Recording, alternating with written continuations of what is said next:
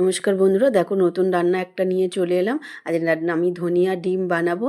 দেখো ধনিয়া ডিম করার জন্য আমি কিন্তু ডিমগুলো তো সিদ্ধ করে নিয়ে এরকম 2 পিস করে কেটে নিয়েছি। নিয়ে হালকা করে নুন দিয়ে একটা ফ্রাই প্যান বসিয়ে দিয়েছি। তেল তো গরম হয়ে গেছে, তেল তো দিয়ে দিলাম, গরম হয়ে গেছে। এবার ডিমগুলো একটু হালকা হালকা করে ভেজে নিলাম। আর আদার্স যা যা লাগবে সবই তো কেটে নিয়েছি, রসুন, ক্যাপসিকাম, পেঁয়াজ, কাঁচা লঙ্কা সব কুচিয়ে নিয়েছি। আর ধনে পাতাটা 2টো কাঁচা লঙ্কা দিয়ে আমি বেটে নিয়েছি, তোমাদের বাটাটা আমি দেখাতে পারলাম না। নিয়ে সবই হালকা করে সব ভেজে নিলাম। হ্যাঁ, এবারে ক্যাপসিকামটা তোমার দেখাতে আমি ভুলে গেছিলাম, লাস্টে ক্যাপসিকামটা দিলাম।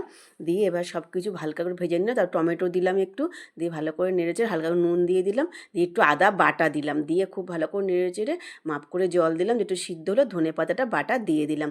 দিয়ে খুব ভালো করে নেড়েচেড়ে স্বাদ মতন মিষ্টি দিলাম। আর এবার ডিমগুলো ওর মধ্যে দিয়ে দিলাম, দিয়ে নেড়েচেড়ে নিয়ে একটা পাত্রের মধ্যে ঢেলে নিলাম। আমার ধনিয়া ডিম করা রেডি। আমার মতন করে ধনিয়া ডিম করে খেয়ে দেখো কেমন লাগে আমাকে